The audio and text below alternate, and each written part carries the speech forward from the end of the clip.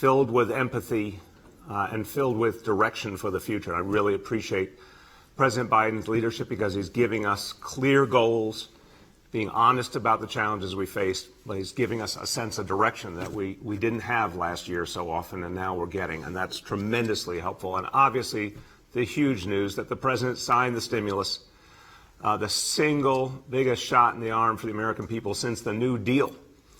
And this is going to change everything. This is going to make recovery possible. This is the bottom line. Stimulus equals recovery. Now it's here. Tremendous, tremendous moment. We also, here in New York City, we're hearing loud and clear the president's vision of how we move forward, how we speed the process of vaccinating our people, reopening our economy, bringing ourselves forward. I agree entirely with the president that we need to move aggressively. Obviously, what we're missing is the supply. We need the vaccine. Supply, supply, supply. I'll keep saying it. But the president put forward an extraordinary goal, and one I agree with. May 1st, to open up vaccination to everyone.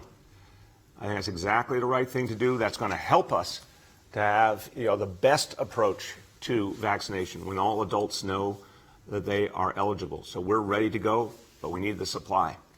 Now, as to what's happened to date, again, progress keeps being made. Not as much as we could make if we had more supply, but still great, great results. Since the beginning of this process, beginning of the vaccination effort, 2,636,645 vaccinations have been given in New York City.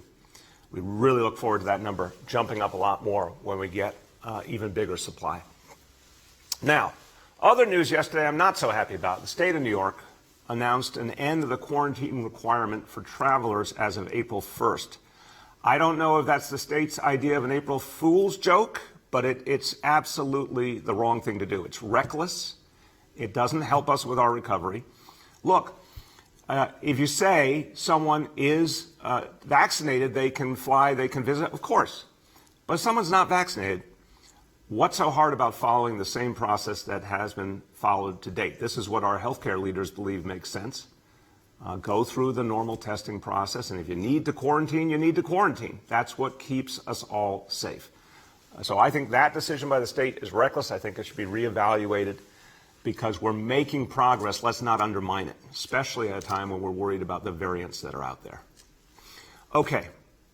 Now, I want to turn to a very big, important topic, and I want to talk about what I always talk about, our recovery and a recovery for all of us. Recovery for all of us is not just about economics. It's not just about jobs. It's not just about stimulus. It is about all our communities. It is about creating a better city, not just replacing the status quo of the past. It means a city where everyone is respected and heard.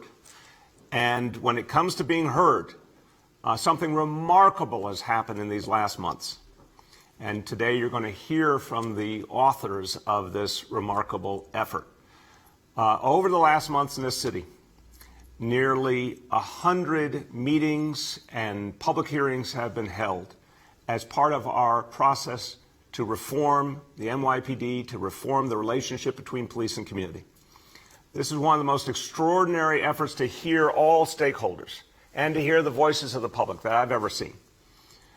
You're going to hear from Commissioner Shea, who believed deeply in this process and participated deeply. You're going to hear from three great leaders, three great community leaders who, in their own rights, run very important organizations, but gave of themselves an immense amount of time and energy to go hear the voices of the people and then take their voices, take their ideas, and craft them into a sprawling reform package. Transcendent reform package. And this is what we're presenting today, the second part of the reform proposal for the NYPD. More to come in the days ahead, but this is a signature moment, and it really is based on an intensive and devoted effort to hear the voices of the people.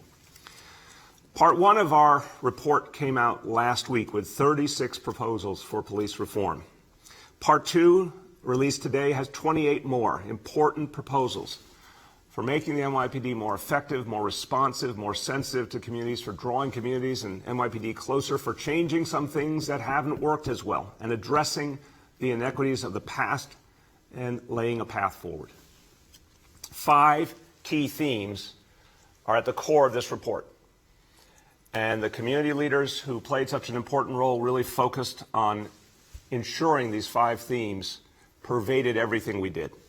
Number 1, decriminalizing poverty, ending that painful reality we've known for so long, what has often been called the school to prison pipeline. That reality of folks being born poor, lacking opportunity, finding many, many challenges in life materially, and then on top of it, ending up involved in the criminal justice system, magnifying their challenges, magnifying the inequality and unfairness, and limiting their life's potential. That must be overcome. It's going to be immensely challenging work. It's going to take not just NYPD, but every part of city government.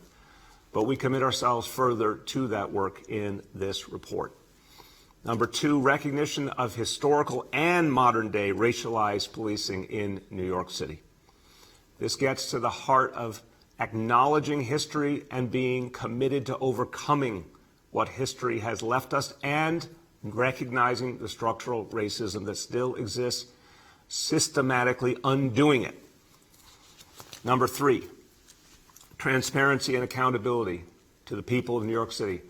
We have found time and time again, more transparency leads to more trust. More accountability leads to more trust. More trust leads to an actual ability of the NYPD and communities to work together for the good of all to keep everyone safe. In this report with these proposals, we deepen transparency and accountability. Number 4, community representation and partnership. This is what neighborhood policing is all about, but we have more to do. Making sure that the NYPD reflects the city in every way, hears the city, works in partnership with the people of the city, the organizations that represent our communities in new and stronger ways. This is the essence of policing that is sustainable and works and is believed in by communities. This principle pervades this report. Number 5, a diverse, resilient, and supported NYPD. This really emphasizes the fact that community buy-in makes all things possible, and people see an NYPD that reflects their community and its composition, that hears their community and makes adjustments and changes based on community concerns, that is resilient in the sense that it grows and moves with the times and new understandings. That becomes NYPD that has the active support of communities. That is how you keep everyone safe. Let me talk about 5 specific proposals that you'll see in this report, which is obviously available publicly today. Number 1, we're deepening our early intervention efforts to identify officers who have particular problems and challenges that must be addressed. This, in some cases, means an officer needs retraining. In other cases, it means an officer who, for a period of time, should not be doing duty on our streets, and for whom there needs to be a deeper reevaluation. For some officers, it may mean the recognition that perhaps they do not belong on the police force.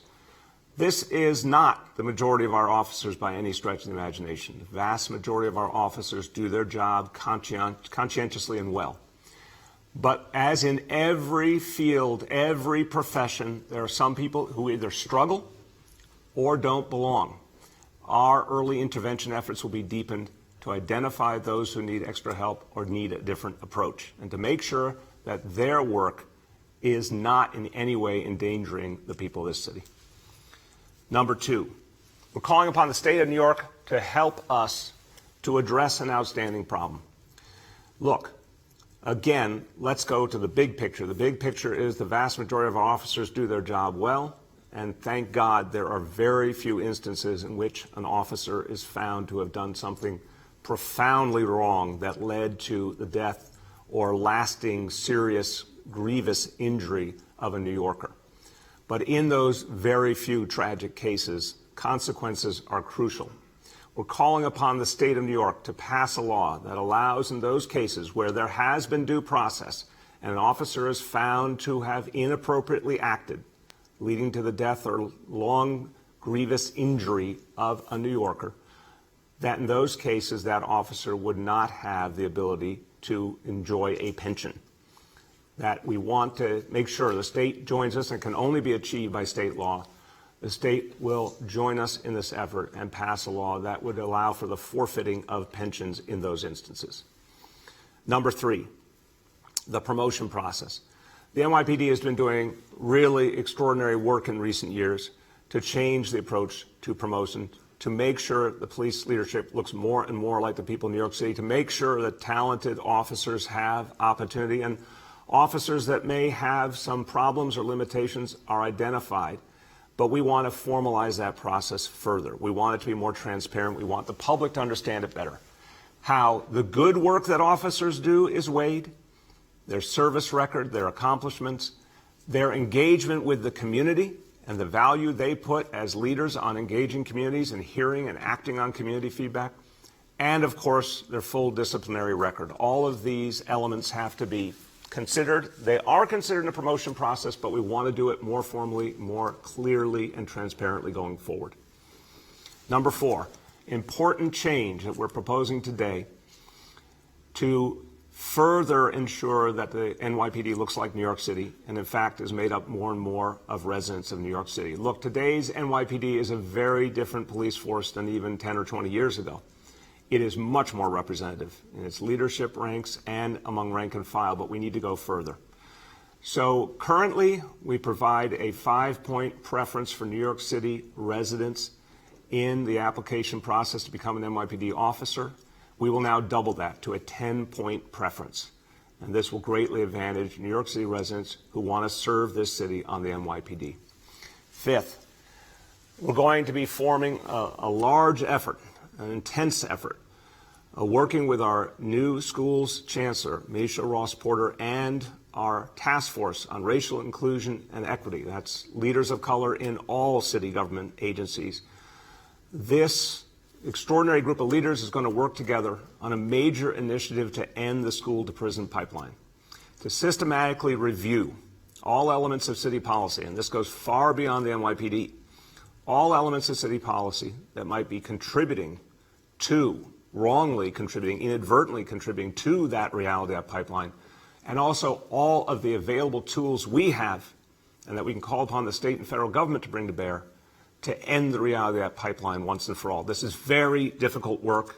If anyone's thinking right now that's work that's going to take a lot of effort and a long time, you are right.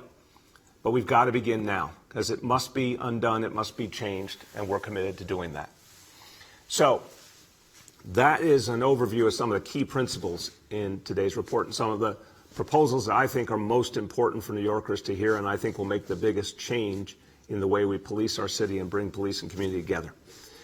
I want to turn to the Commissioner with this. I appreciate that Commissioner Shea put himself heart and soul into the process of listening to New Yorkers about what they were experiencing with their interactions with the NYPD, what changes they foresaw, what they thought would work, and he heard them. And he also has recognized a history that must be overcome. He gave a very powerful speech 2 weeks ago to the Greater Harlem Chamber of Commerce, talked about the history of the NYPD, not just the noble history, the heroic history, but the troubled history as well, and the structural racism that existed in the past and still must be overcome. It was an honest speech, and it reflected his heart, and people received it as such. He's further issued a letter today as part of this report that I think speaks powerfully to that recognition, and it's historic and important. So I want to thank the Commissioner for what he's saying. I want to thank him for what he's doing. I want to thank him for listening to the people of this city. And with that, I'd like to welcome the Commissioner to speak about this report. Thank you, Mr. Mayor. So I think all of us, all New Yorkers, know the difficult year that we've had. And when you came out of last spring and June, one of the things that resonated to me many times was, what do we do now? And how do we move forward as a city? So I just briefly want to thank everyone, all New Yorkers, first and foremost, that took part in this process. The Mayor mentioned we've held close to 100 meetings. We've had periods where we are soliciting information from New Yorkers on where we are, what works, what doesn't work, and most importantly, how do we move forward together as one city? So to all New Yorkers that took part in this process, I say thank you. I also want to thank the members of the NYPD that behind the scenes were a part of this reform initiative and continue to be. And it has been an immense amount of work. And I will not name you and single you out, but you know who you are, and thank you for your efforts here that are continuing. This reform over the last 7+ years has been a steady pace, I would say, But this opportunity that presents itself now, I think, is critical and most important. And this reform package is a piece of it, but rest assured, it doesn't end here. It's going to continue. And lastly, to three specific people who I will name: Jennifer Jones-Austin, Wes Moore, and Arva Rice, who probably about 6 months ago, give or take, I reached out to and had a conversation with and asked them to take a chance on the NYPD, to come forward and work with us to be co-sponsors on this initiative. And much of what we worked together alongside each other is the fabric of this reform plan that you see now. We heard a lot from New Yorkers across New York City. We heard good, we heard sometimes bad, and most importantly, we asked the questions and we listened about what do you want. So to Jennifer, to Wes, to Arva, thank you for the work. I think I stayed true to my word when I said take a chance and come in on the ground floor and have a chance to affect policy. And that work does not end. It continues, but a sincere thank you. So, Mr. Mayor, back to you. Thank you very much, Commissioner. And I want to just say to our three colleagues, we were talking earlier, some of us, about the immense amount of time and energy. I don't know if the public could possibly imagine what it's like for folks who do so much work already to try and help other people. And that's the three people you're going to hear from in a moment, but then found an immense amount of additional time to work on this reform effort and listen patiently and intently to the voices of New Yorkers. It's not easy to balance everything in life, but it was a labor of love, and it's had a huge impact. So I want to turn to each of them, starting with Jennifer Jones-Austin, who we have worked together on so many initiatives, including this very week, earlier this week, on the effort to end solitary confinement in the city through her leadership of the Board of Corrections. Again, I don't know where she finds the time, but I'm very glad she did. This effort, Jennifer, has been extraordinary, and I want to thank you and welcome your comments. Thank you, Mayor de Blasio. I learned very early on in life that you find time for the things that matter, and this work matters most to so many of us. I'm just really proud to be a part. I want to thank you and Commissioner Shea for the opportunity to contribute and to help bring the voice of the community to the table. Working together, Arva and Wes and our organization colleagues, I have to mention their names: Emily Miles, Jason Cohn, and Megan Collins McDonald, Donovan Williams, working with your respective leaders and your teams and with you two. We put together a proposed plan with a set of recommendations that I believe not only chart a path forward, but acknowledge the harms and the hurt that make a new path forward a must and not an option. The recommendations that we outlined in this report give us a great deal to be hopeful about and much to do. As you, Mayor, and the Commissioner will agree, our work is far from done. With so much still to do, I'm encouraged by the themes of this proposed plan, centering on racialized policing, building trust in community partnerships, reforming discipline, transparency, and accountability, and supporting police officers and the challenges that they experience. We believe that all of these aims are critical to true reform. But as an anti-poverty advocate, I have to admit that I am especially heartened by the focus that's also being placed on the decriminalization of poverty. For so long, and with every good reason, the issue of racialized policing has been the central concern of Black and brown people, men and women, mothers and fathers, boys and girls, advocates and activists. But as you recognize, Mayor de Blasio, and you too, Commissioner Shea, we can't truly overcome systemic racism in policing without also addressing the experience of being low income and of color in New York City and frankly across this nation. If you're Black or brown and poor, you're at an even greater risk of being drawn into the criminal justice system. Low-income neighborhoods are the most heavily policed. Social safety net benefit recipients are monitored, tracked, and prosecuted for fraud. Justices for fees and fines have a greater punitive impact on low-income people. Exclusionary discipline in schools has driven disengagement. And sadly, there's more. The data tells the story. As poverty rates increase in community districts, jail incarceration rates increase. And community districts with high jail incarceration rates also experience high rates of unemployment, psychiatric hospitalizations, and school absentee rates. These data points serve as indicators of the complex relationship between poverty and justice involvement. What is promising is that this proposed plan that you all are putting forward calls for the examination and the ending of policies that over-police lower income and minority communities. And it calls for the prioritizing and invoking principles of budget justice to increase and enhance key services that support low-income individuals, families, and communities to bring an end to the poverty to prison pipeline. These and the many other reforms that have been put forward make me proud to have been on board with creating this plan and now supporting it, and to be on board for the long haul, to see it through to full implementation. I just want to thank you and my co-sponsors and all who played a part in bringing us to this point. And I want you to know that I'm on board through to the end. Thank you. Thank you so much, Jennifer. And we've been working together for years, and I know you'll be there the whole way through and in the extraordinary work to come. Thank you. I want to turn to Wes Moore, and I want to say I've gotten to know Wes over recent years through his extraordinary leadership of the Robin Hood Foundation. He has done transformative work there, has recognized that if we're going to address issues of poverty and injustice, we have to do things a very different way, and he's challenged everyone to do those things differently and then put real support behind it. And I know this is something he is passionate about, believing that change can happen and then doing the hard work to make it happen. Wes, we welcome your comments on this report.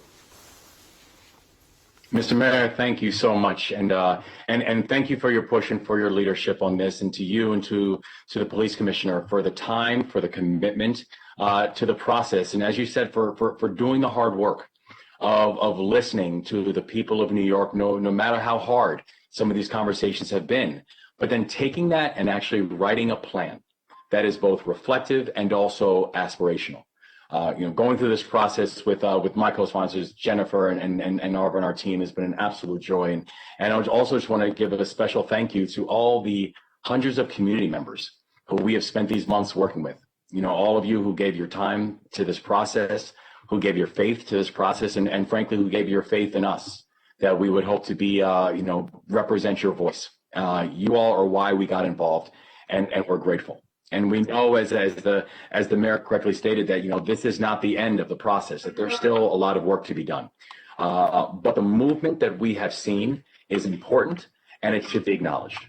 The plan includes an entire section on recognizing and continuing to examine the historical and present-day racialized policing practices that have plagued New Yorkers, and especially Black and brown residents of the city, for far too long, and to continue to impact people's experiences and interactions with law enforcement even to this day. The plan acknowledges that while the draconian policy of stop and frisk was ended under the time of the de Blasio administration, but the reality is Black and brown New Yorkers are still living under the blanket of abusive police practices that seem to only single them out simply because the color of their skin.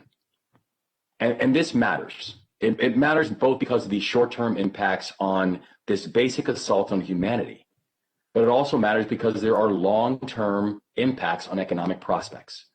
New data that Robin Hood recently did in partnership with the Brennan Center for Justice finds that a prison sentence, regardless of any form of length, cuts annual earning potential in half, which results in a loss of nearly $500,000 over the course of a career. For people of color, the effects are even greater. For Black and Latinx people who have a prison record and experience that, they will find that it is nearly flat a trajectory in their earnings, in their lifetime earnings, while their white counterparts are able to steadily climb across a lifetime. And so this plan does call for the city to create a dedicated process to acknowledge, to address, and to repair past and present injustices and trauma caused by the practice of racialized policing. Truth is a prerequisite to progress. It calls on the NYPD to participate in a comprehensive independent review to identify and assess persistent structural barriers of racism within the department, and also building upon a federal monitor's reforms for policing training, supervision, and the handling of citizen complaints and discipline for officers who are guilty of misconduct.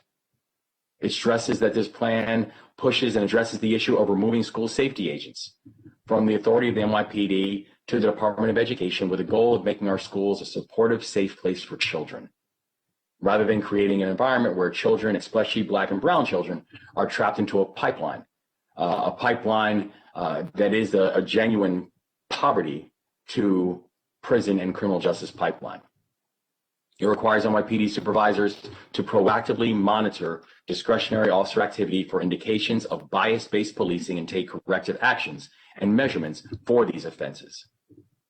And importantly, what it also does is it understands the interconnectedness of all of these pillars that the mayor laid out. Understanding that accountability does come with an understanding of the impacts of racialized policing. Understanding the impacts of racialized policing does come with an understanding and a focus on the decriminalization of poverty and how that's necessary to have accountability measures. All of these pillars, they lean on each other. And we have a core insistence and a core focus on this idea and this measurement, as Jennifer pointed out, of budget justice that still needs to be addressed. And we look forward to working with the mayor in the short term and the long term to ensure that the upcoming budget includes the necessary financial resources to achieve his vision of completely reimagining policing within the NYPD. So I'm grateful for the chance that as we're going through a process to push for necessary changes in our community, changes that we have seen and known and understood ever since my time as a child, that we now have a process to be able to see that through, and that I was asked to have a seat at the table to help represent community voice on it. So I'm grateful and I'm thankful for the opportunity to be here today and then beyond. Thank you so much, Wes. And Wes, you said many powerful things, but I want to just cling to one that I particularly appreciate. Truth is a prerequisite to progress. This report has a lot of straightforward, clear truth in it, and it aims high. I liked what you said also in the beginning. There's a lot of practical right now elements, and there's aspirational elements that also say, even if it's going to take tremendous effort, we have to make fundamental change. And I really thank you for the way you framed that, and thank you for your extraordinary efforts. Thank you. All right, now I want to turn to we've had three great leaders in this effort. I want to turn to the third, and she has a long history in this city of fostering economic justice, economic opportunity. And one of the things you see in this report is it recognizes the interplay of policing with economic and social factors and how all these issues have to be addressed systematically. And her voice comes through loud and clear in those ideas that are put forward in this report. My pleasure to introduce the CEO of the New York City Urban League, Arva Rice. Good morning, Mr. Mayor, and good morning, Police Commissioner. Thank you so much for this opportunity to speak with you all and to speak with our listeners this morning. On October 13th of last year, I stood with my co-sponsors, Jennifer Jones Austin, CEO and Executive Director of the Federation of Protestant Welfare Agencies, and Wes Moore, CEO of Robin Hood, to accept an invitation to join the Police Reform and Reinvention Collaborative. At that time, I shared my enthusiasm as well as my concern. I was heartened that the executive order called on every locality to engage in an effort to hear from their communities and solicit input and work towards solutions. But like many of you, I was also skeptical. New York is an old city, and so is our police department. NYPD had experienced its share of task forces, advisory committees, and focus groups. Yet a few zip codes, as Wes just mentioned, or precincts still experience the highest number of arrest, mistreatment, and tragically even death. And honestly, over the course of these past few months, there have been times when we met with community members who cursed and cried in frustration. We spoke with police officers in confidence who, while proud to wear their badge, were struggling with how their department would respond to a racial awakening. So at this time, that we draw near to the end of this official process, we ask all of you to respond, to which all of you will respond in the public comments period. I'm struck by how much work is still left to be done. Today, we have some recommendations that can be revised and retooled to bring change to police-community relations. Today's report centers on, as you heard from the mayor, 5 key themes: the decriminalization of poverty, the recognition and continual examination of historical and modern-day racialized policing, transparency and accountability to the people of New York City, community representation and partnership, and creating a diverse, resilient, and supported NYPD. My area of concern walking into this work was accountability, and this focus remains the same for me. The co-chairs believe that for the NYPD to be a legitimate and credible public safety institution, that is worthy of the trust of all of the city's communities, it must be transparent and hold its members accountable. For too long, we have heard that the NYPD has a few bad apples. Well, it's time that we prune the orchard. This version of the report provides 3 specific ways to help identify bad apples early and have them face real consequences. There, as the mayor already mentioned, there's the expansion of the early intervention program to identify and assess at-risk officers. Secondly, there's support for a state law to ensure that pension forfeiture or reduction is possible in the most egregious cases of police misconduct.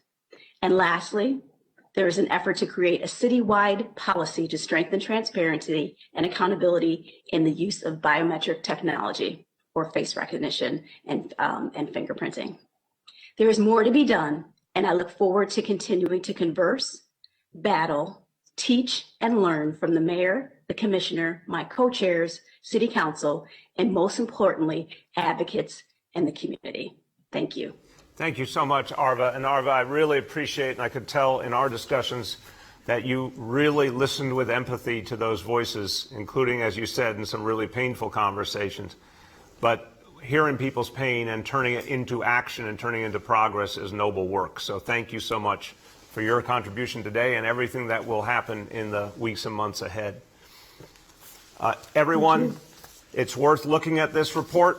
It is available now online, nyc.gov/police reform. A lot of work, again, a lot of work went into it. It speaks volumes. So I urge everyone to look at it. If you have comments, again, there's a public comment period open, and we are ready to proceed to put these ideas, these proposals into action. So I want to be very clear. The things in this report that can be acted on immediately will be acted on by the City of New York and the NYPD. The elements that require state legislation will be working to get done in this legislative session over these next very few months. But this is a sea change moment, and we need everyone involved in making it come to life. Okay, I'm just going to go over our daily indicators. As we do in all of our gatherings each morning. Number 1, daily number of people admitted to New York City hospitals for suspected COVID-19. Today's report, 208 patients. We have a low confirmed positivity rate today. That's good, but again, there are sometimes daily fluctuations in the data, 37.73%. Hospitalization rate, 3.76 per 100,000. Number 2, new reported cases on a 7-day average. Today's report, 3,039 cases. Number 3, percentage of people testing positive citywide for COVID-19. Today's report on a 7-day rolling average, 6.31%. Just going to say a few words in Spanish on the topic of the police reforms. Fortalecer la relación entre la comunidad y la policía es clave para recuperar una ciudad para todos. Las reformas que presentamos hoy van a transformar el Departamento de Policía de Nueva York para que haya transparencia y contabilidad para todos. Estos cambios harán que todos sean tratados con el respeto y la justicia que merecen. With that, we turn to our colleagues in the media, and please let me know the name and outlet of each journalist. We'll now begin our Q&A. As a reminder, we're joined today by Commissioner Shea, by Jennifer Jones-Austin, Arva Rice, Wes Moore, Dr. Choksi and by Senior Advisor Dr. Jay Varma. First question today goes to Juliet Papa from 1010 Wins. Oh, hi. Good morning, all. My first question goes to Commissioner Shea. Commissioner, you've participated in the town halls for many months and with residents in different neighborhoods for sit-downs. What was your main takeaway from those meetings? Thanks, Juliet. People want to be heard. People had a lot of frustration. This is the main, and I could go on. I heard, as I said in my opening statement, we heard good, bad, and everything in between. We heard from people that, are concerned and want more police, but they absolutely want to be policed fairly, and they want to be respected. If the one statement I would categorize everything as, they wanted to be heard and they had things to say, and we listened. We went out to them. We had people joining via Facebook, and then we had public comment periods that are going to continue with this second report to hear from the public again. So accountability, Juliet, was when I think that Arva nailed it there. They know that police have a tough job, but when police make mistakes, there's absolutely a feeling, particularly in some neighborhoods, that police won't be held accountable. And, I think that's a larger debate. At times I would disagree with it, but you cannot ignore the emotions that are out there. And you also can't ignore that if that many people are saying it, you better look in the mirror and say, what can we do better? And I think that, a lot of elements of this reform plan are reflected in that. We're proud of what we do. We're proud that we've reformed continuously and look across the country to be the best police department in the world, and I think we are. But that doesn't mean we're done, and that doesn't mean that we're perfect, and that doesn't mean we haven't made mistakes either. So, they wanted to be heard, and the accountability and trust were really key themes that we heard over and over and over again. Thank you. Go ahead, Juliet. Okay, and I guess to follow up on this report, we just got it, so I haven't had a chance to look at it thoroughly, but I'd like to know, what role does personal accountability and responsibility play in this as far as New Yorkers are concerned, as far as, respecting laws and civility? How is that addressed in this report? Oh, I think, Juliet, it pervades this report in every sense because, look, everybody has a responsibility to each other. There's one thing we've learned during this COVID crisis is we're all in this together. So, of course, everyone has to respect the law and everyone has to work as a member of a community. But I think what the report says is folks also want to be treated equally. They want to be treated with respect. And they want to know that if someone in government does something wrong, if a law enforcement officer does something wrong, that they're going to be held accountable just like a member of the public would be. And they want to know if they're held accountable, will they be treated the same way for their actions as a civilian, depending on the color of their skin? Will they see the same result as someone of a different color or someone from a different neighborhood? This is really about respect and fairness.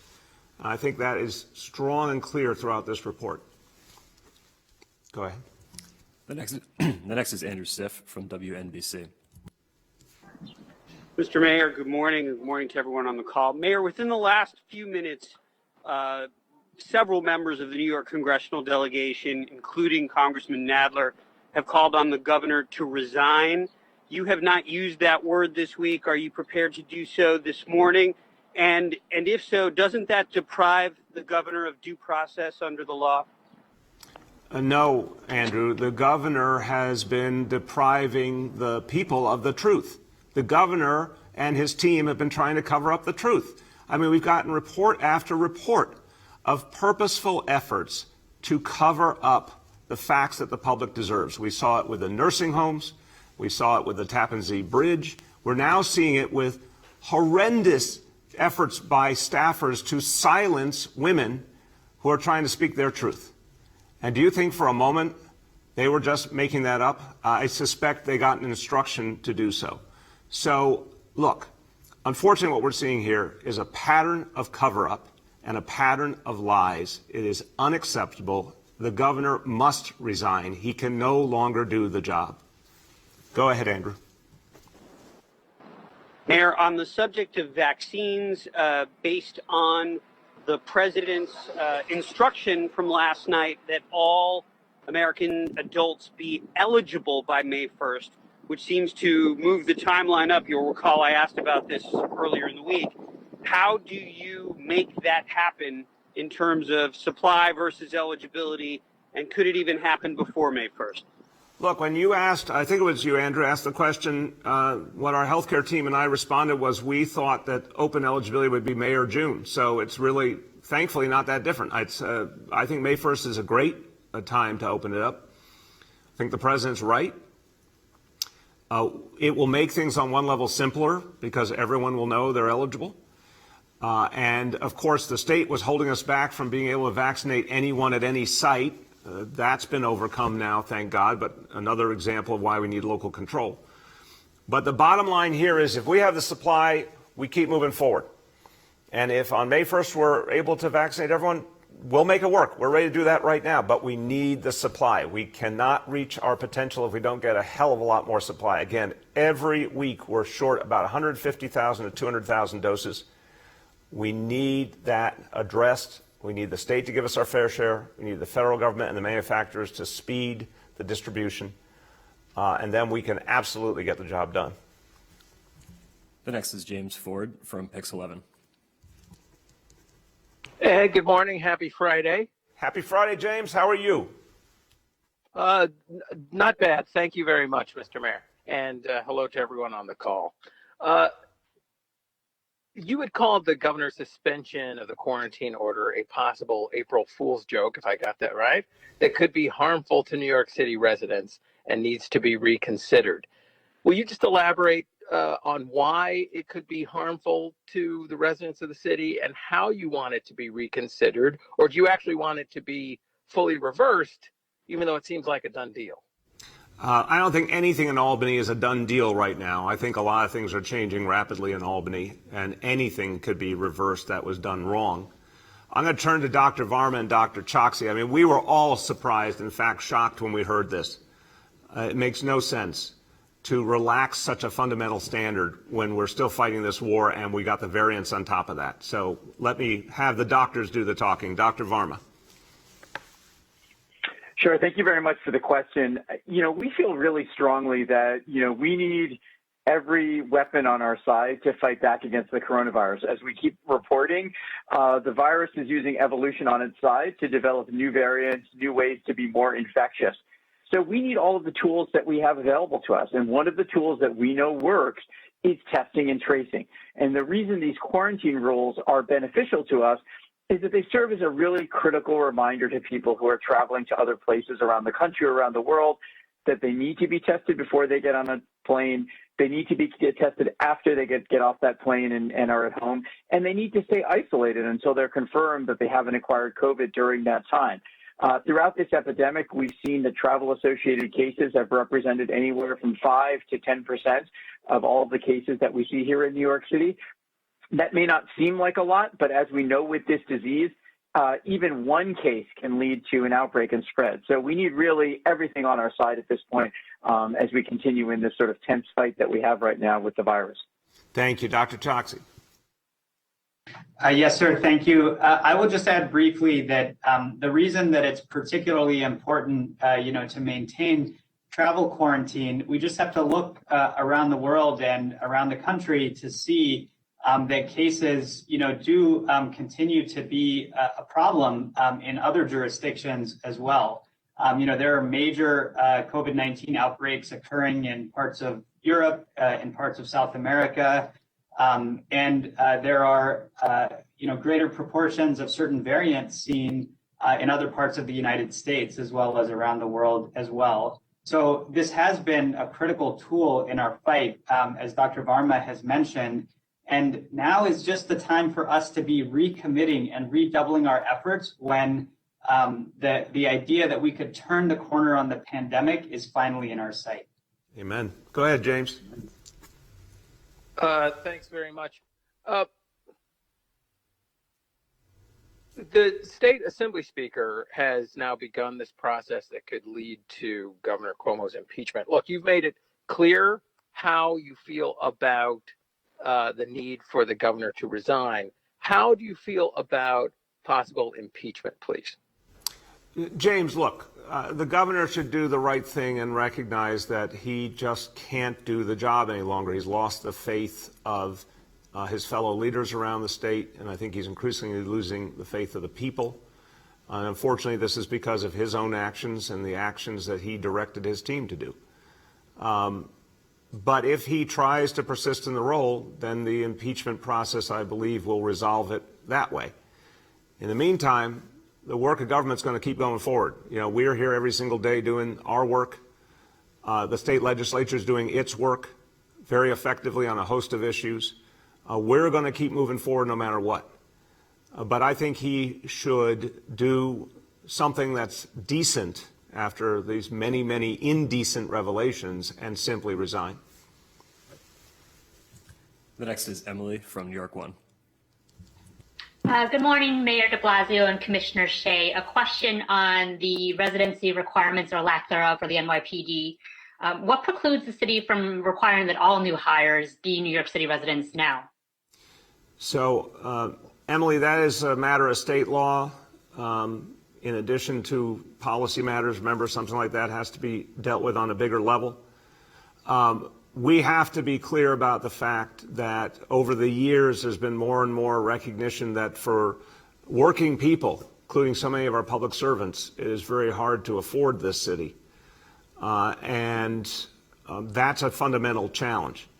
But a way that we can address our desire to have more and more New York City residents on the police force, a way we can do it productively and immediately, is to double the points given for preference for New York City residents. That's something that's going to be a big difference maker, and that'll bring more and more city residents onto the force. Go ahead, Emily. In addition to the very clear need for more supply when it comes to the COVID vaccine, what else does the city need to carry out President Biden's edict, for lack of a better word, that all adults have access beginning in May? That's really it, is the supply, Emily. We've got the locations. In fact, we're adding more locations. We've got the vaccinators. We're building up our Vaccine for All Corps. We're ready right now to be doing over 500,000 vaccines a week. I think that number is going to climb higher. I think when we get the full supply we deserve, we're going to go well beyond 500,000 vaccinations a week. Just one thing missing: supply, supply, supply. We get the supply. We'll be able to handle it, even with every adult being eligible. The next is Alan Villafana from Telemundo. Good morning, Mr. de Blasio. How are you? I'm doing well. How are you? Very good. Thank you so much. Well, last night, President Biden said that every American must help to put an end to this pandemic. And last week, Dr. Fauci said that the new coronavirus reached a plateau in the Washington Heights area. Do you have a message for the residents in this area, especially Latinos? My message is that we are all in this together. We do all need to participate in defeating the virus. The president spoke passionately and earnestly. Every single one of us has to keep doing the smart things, not one but two masks whenever possible, and the social distancing, and realizing not to let our guard down. But we also, it's our obligation as the city to ensure that vaccination and testing is provided with special emphasis in the communities hardest hit by COVID, like Washington Heights. And so we will be expanding vaccination efforts in Washington Heights as part of what we're going to do in the weeks ahead as we get more supply of the vaccine. Dr. Choksi, if you want to add, feel free. Thank you, sir. I'll just add briefly, we know that Latino New Yorkers in many ways have borne so much suffering and the brunt of this pandemic over the last few months. And so the message that I would add to the mayors is that this is such an important time for us to ensure that we take all of the public health precautions that we know work: masking, distancing, hand washing, staying home when you're ill, getting tested, and getting vaccinated when it's your turn. This is our chance, particularly for those communities, Washington Heights, but more broadly, across all of New York City, for us to take matters into our own hands so that we can finally recover and get back to a semblance of a normal life. Amen. Go ahead. Do you have a plan for when and where there will be new vaccination centers when more vaccines have reached the city? Yes. Is there a plan already? Well, the way we are doing it is continuing to add sites as we're getting more and more vaccine. We're looking for any place where there may be a greater need in terms of the geography. So Washington Heights and Inwood, for example, I'll let Dr. Choksi speak to this, but we literally had a conference call the other day, and one of the places we were talking about is Washington Heights and Inwood as an area where we need additional locations. But the good news is we found we can put a location together very quickly now.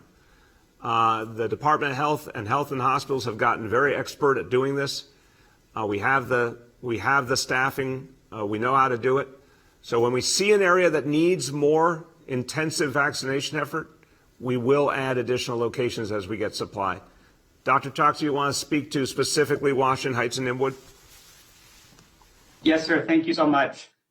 Yes, Washington Heights and Inwood is an area that we're very actively looking at with respect to, city-run sites that will supplement some of the infrastructure that's already there, particularly pharmacies and community clinics that are already vaccinating in that area. So stay tuned for more about, when and exactly where those sites will be.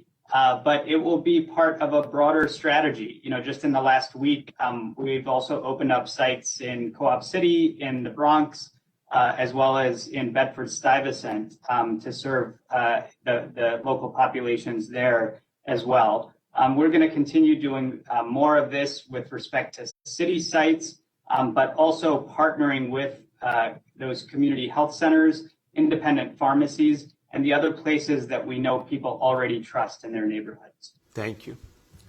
The next is Michael Garland from the Daily News. Hey there, Mr. Mayor. Good morning. Good morning, Michael. How you been?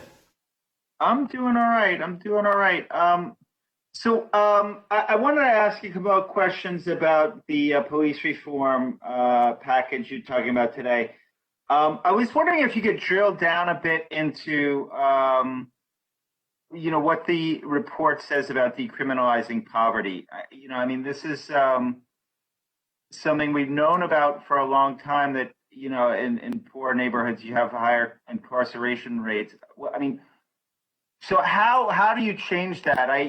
What policies, it mentions policies that you're going to look at to possibly change. Could you talk about some of the policies perhaps the city's already identified that you're looking at changing at this point?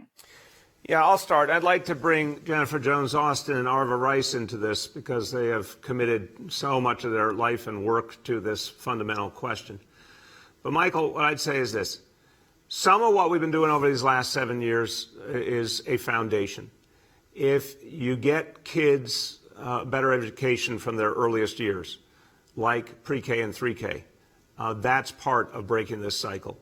If you get families affordable housing, that's part of breaking this cycle. If you create opportunities for higher wages and better benefits, like guaranteed health care like we have in this city now, that's part of breaking this cycle. In my view, if you're going to break the school to prison pipeline or the criminalization of poverty, you have to begin by just concentrating everything you've got at ending poverty to begin with. I think another piece of it is the path we've been on with constantly reducing arrest, reducing summonses, reducing incarceration, and obviously even before that, reducing stop and frisk. So the direction has to be just deepened all the time. And I think the next steps, a lot of it revolves around our schools. Our schools chancellor, Misha Ross Porter, is passionate on this topic about the role that education can play in breaking the cycle of poverty. Our task force on racial inclusion and equity is ready to look at every agency's practices to see how we can both address poverty and also be more responsive if anyone is involved in the criminal justice system. And that's one of the things, and I'll turn to Jennifer and Arva because this is one of the key points.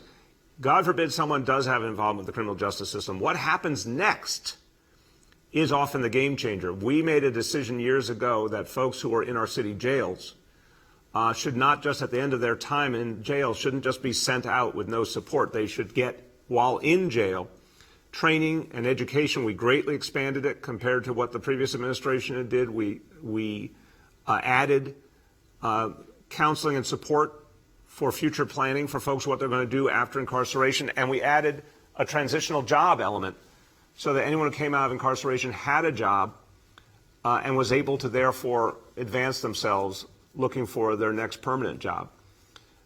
These are kinds of things that help to break that cycle. But let me let the experts speak. Jennifer and Arva. Jennifer first. Thank you. I greatly appreciate this question because it centers on the crux of the matter. We have in our society at large, I'm not just speaking about New York City, but across the nation, so many individuals who have been involved one way or another with the system. We have young persons who grew up in poverty, became homeless, became known to the foster care system, and then find themselves incarcerated. We have people who have mental health challenges that become involved with the justice system. And very often, it's because the systems that are there to support them have not really been set up and structured and supported in a way that can really help meet their needs. I lead an organization, FPWA, that works with better than 200 nonprofit human service and faith-based organizations across the city of New York. And just a few years ago, I sat with leaders of these organizations and I asked them, how many of you work with, work to address justice involvement and justice issues? And very few leaders raised their hands. But then when I presented them with the data that shows how great is the correlation between poverty and race and justice involvement in the communities in which they work, they began to think about it and appreciated that many of the individuals and the families with whom they work are justice involved, either directly as persons who've gone through the justice system or as parents of persons who've been justice involved, partners of persons who are justice involved, children of people who've been justice involved. And the harms that attend and keep people from getting ahead, they persist. When a child is a child of an incarcerated parent, that child experiences trauma on an everyday basis that across our society goes unaddressed. And so what we're seeking to do is to break that cycle by centering on what more can be done by the community-based organizations, faith-based institutions that are working with these individuals and their families. What more can be done to make sure that the resources are there to prevent this from happening generation after generation after generation? And then additionally, centering on actual policing practices that, perhaps unintentionally really disadvantage and put poor people in the eye of the police as persons that, have to be policed for, disproportionately and for unnecessary reasons. We're going to look at and then bring an end to the disparities that persist in everything from how communities are policed to what happens with summonses, warnings, arrest rates for similar or the same offenses, or, not offenses, but what appear to be. So it has to be comprehensive.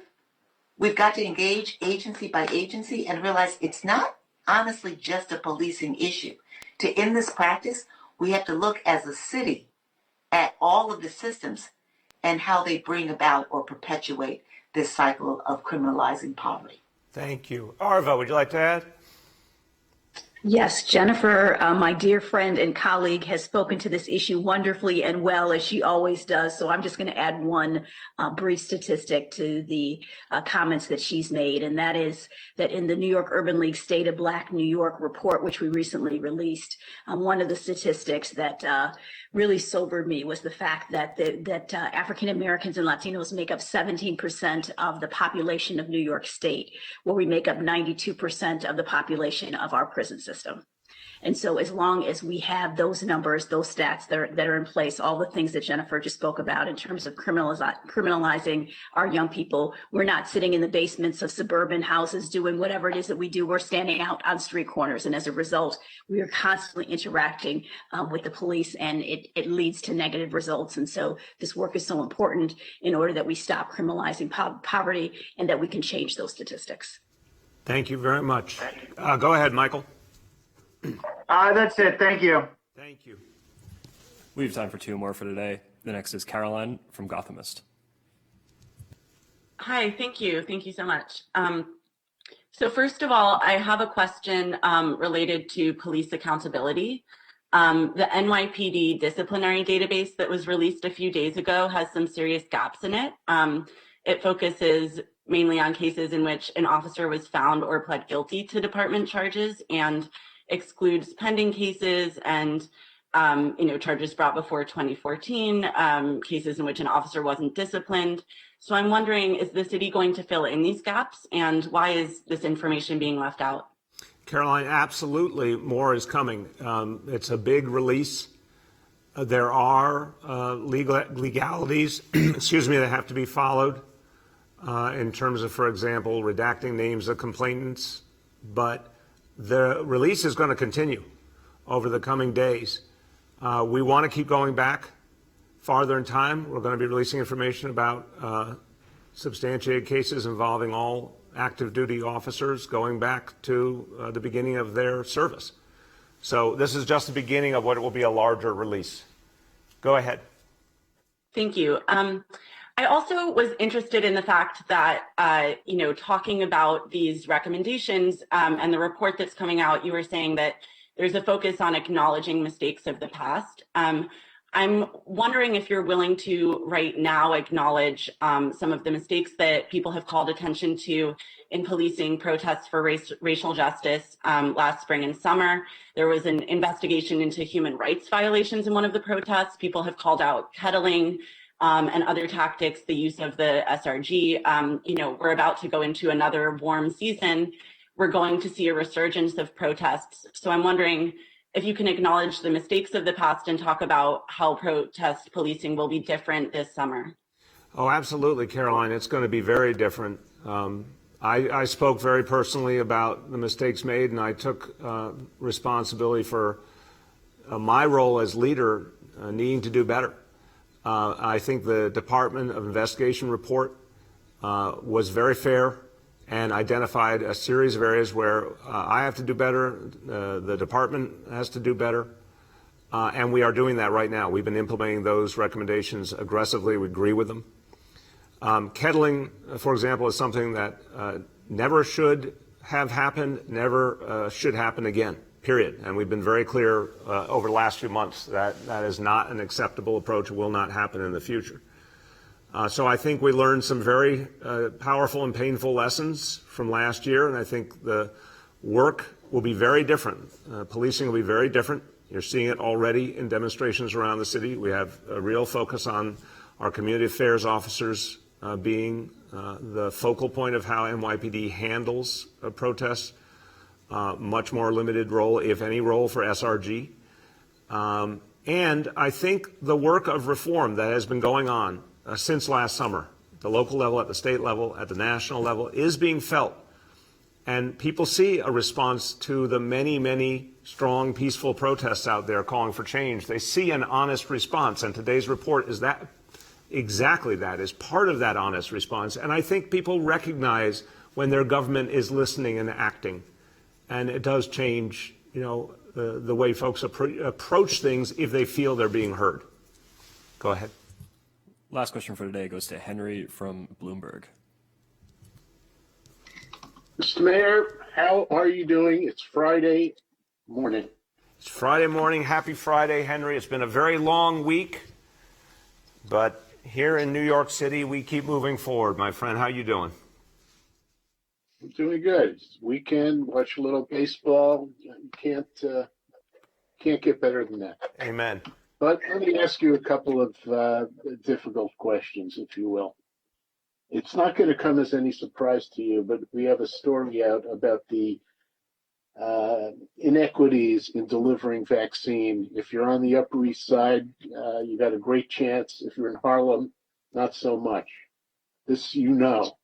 But in our reporting, we found many people in communities of color or heavily immigrant communities where residents or council members or assembly members, people who would have deep ties in the community, say the city is invisible despite your efforts. They don't see anything in multi-languages. They're not seeing leafleting. They're not seeing these canvassers that you're talking about.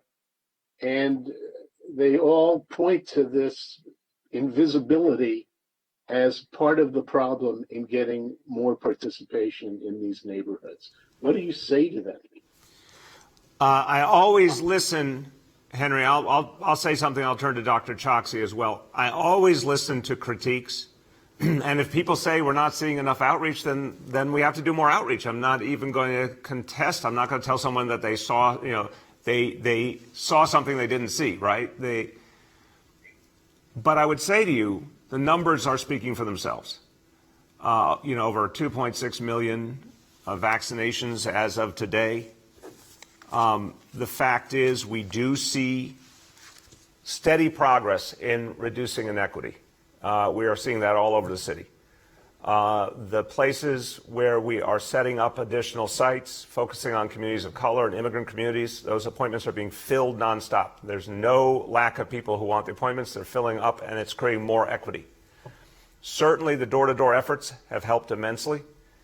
Signing up people, particularly seniors, right there at their door. I've been to the site, so I've seen too with my own eyes. I saw what I saw in Red Hook, at Red Hook houses. I saw what I saw at Nostrand houses in southern Brooklyn. I saw what I saw at Co-op City. It's obviously happening. But if we need to do more outreach, we simply will, in as many languages as it takes. Go ahead, Dr. Choksi. Thank you, sir. And I'll start just with a brief recap of the outreach efforts that we have done. Acknowledging that much work remains, and we remain so committed to our equity goals in the vaccination campaign. But on any given day, we have about 300 canvassers out doing door knocking and getting the word out about vaccination. We've had over 1,250 events since the beginning of our Vaccine for All campaign, town halls, small gatherings with neighborhood organizations and with elected officials as well. We've now knocked on thousands of doors thus far. We've passed out hundreds of thousands of leaflets, really targeting both our task force neighborhoods as well as seniors. And we've made millions of phone calls, to people also targeting those same demographics. Particularly with seniors, as the mayor has mentioned, we've really focused on our NYCHA houses, as well as the naturally occurring retirement communities in partnership with the Department for the Aging. So these are some of the efforts that are underway.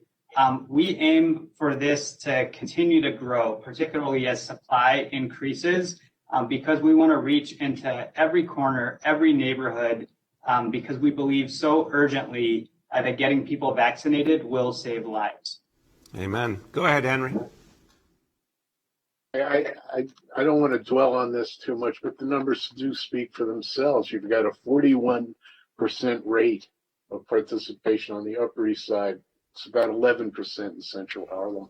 So I don't doubt the sincerity and the vigor with which you are approaching this thing, but as of March 9th, those are the numbers, and it would appear from those numbers that even more has to be done, as you say. But let me go on to another question about the issue of the day. Henry, let me hold you up a second. Go ahead. I know your comment was sincere, and I'm going to certainly recognize your next question. But I just have to say, really respecting, you are very thorough and concerned, but I'm going to say, please be objective. There is a intensive difference in many communities on, at this point, still trust levels and hesitancy levels. I think we've made real progress, but no one's saying that gap has been closed. So it is not just about where the sites are. The sites that the city has set up are overwhelmingly in communities of color in those 33 communities where the need and the danger is greatest. So the physical reality is the sites are there. The people hired to do the vaccinating come from the communities. That's crucial. The outreach efforts are multiple language. There's door to door. All of that needs more. But let's also be clear that we see real differences between communities demographically, and I'd say possibly the single biggest indicator has been income of who's ready, willing, and able to take the vaccine versus who still is hesitating. That's been true up till recently. I think it's starting to change. But you look at those composite figures, you can't leave that piece out of the equation. All right, with that said, go on to your second question. Well, I need to follow up what you just said, because I agree completely with it. The data shows it. We've poured over the data.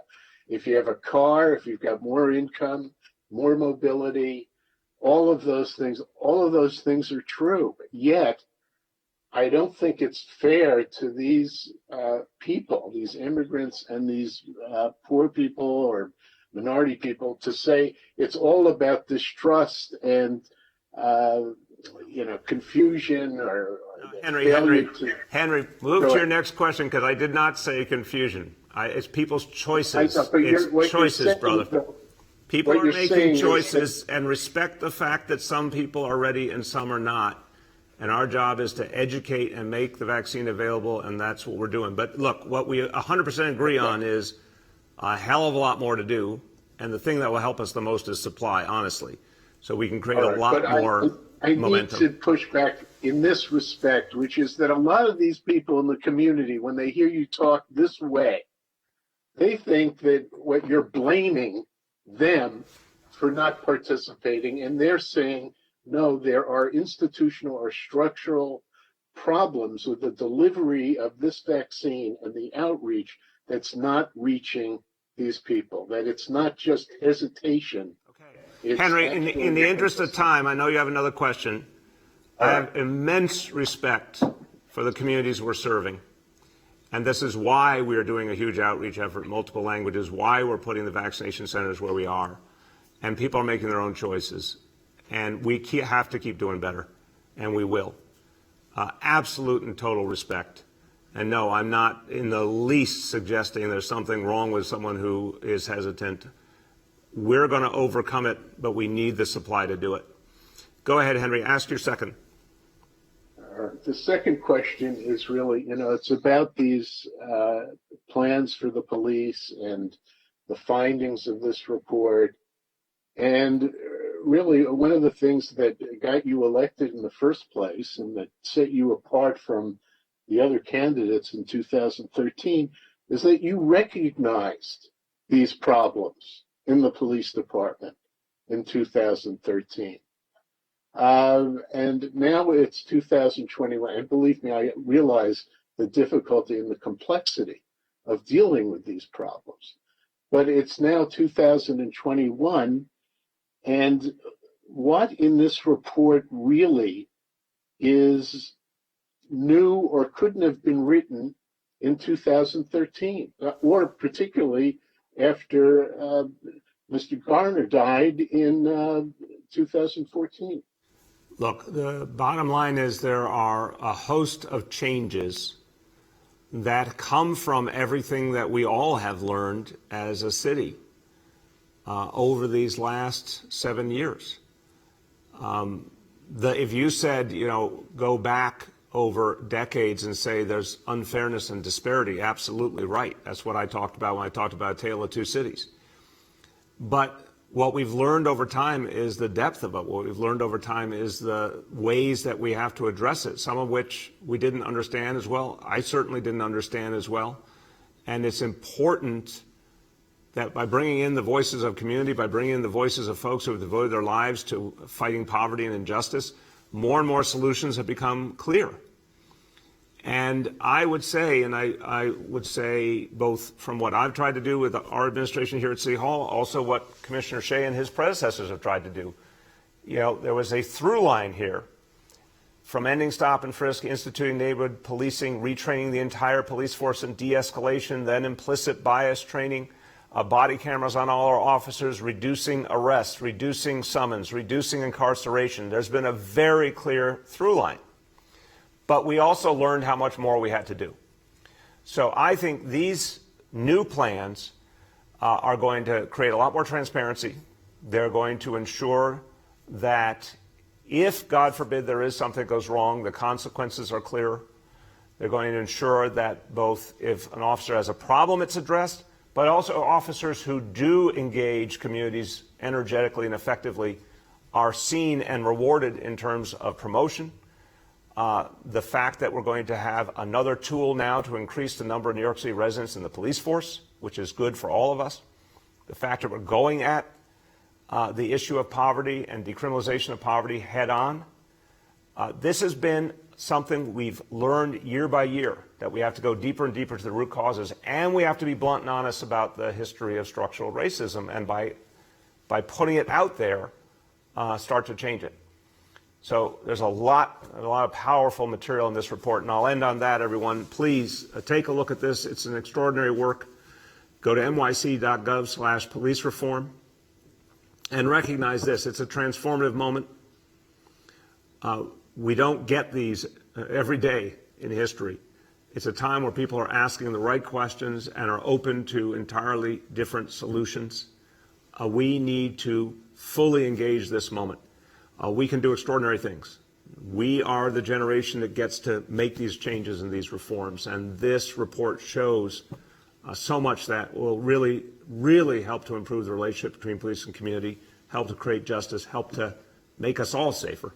And that's the work we'll be doing in the days and weeks and months ahead. That's what a recovery for all of us looks like.